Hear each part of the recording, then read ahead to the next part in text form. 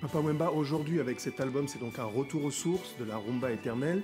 Le Congo, qui est un pays poumon pour toute l'Afrique, est en proie à une crise depuis de nombreuses années, une crise politique, une crise sociale. Vous êtes une référence. Est-ce que vous avez un message? Quel est le message que l'artiste que vous êtes délivré au peuple du Congo? Dressons l'enfant longtemps courbé.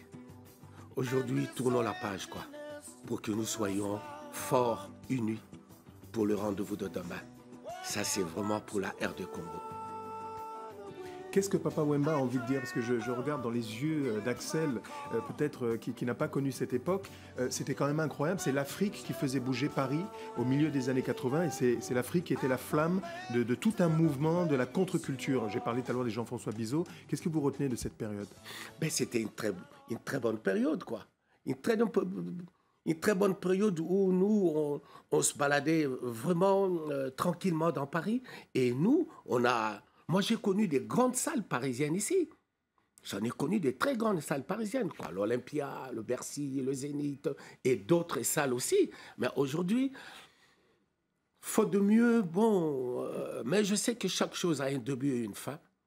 On y reviendra avec la rumba. Papa Wemba, de retour avec une écriture musicale qui fait appel à des invités. On ira certainement sur scène pour les applaudir. Vous pouvez nous dire un mot sur ces artistes qui vous accompagnent sur cet album qui est enregistré entre Kinshasa et Paris? En fait, je suis à cheval entre Kinshasa et Paris.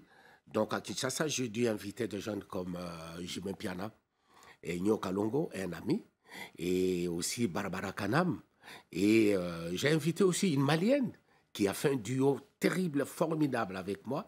Et puis d'autres guests parisiens, quoi. Donc il y a des Camerounais dedans, il y a des Cubains, il y a des Brésiliens qui sont venus se joindre à moi pour l'élaboration de cet album Maître d'école. Alors Papa Wemba ne veut pas nous le dire, mais il est sur un énorme projet qui va rassembler des artistes américains. Je sais que c'est la superstition des artistes africains autour d'un concept qui fait plaisir à la jeunesse africaine. Voilà, Fabuleux. Et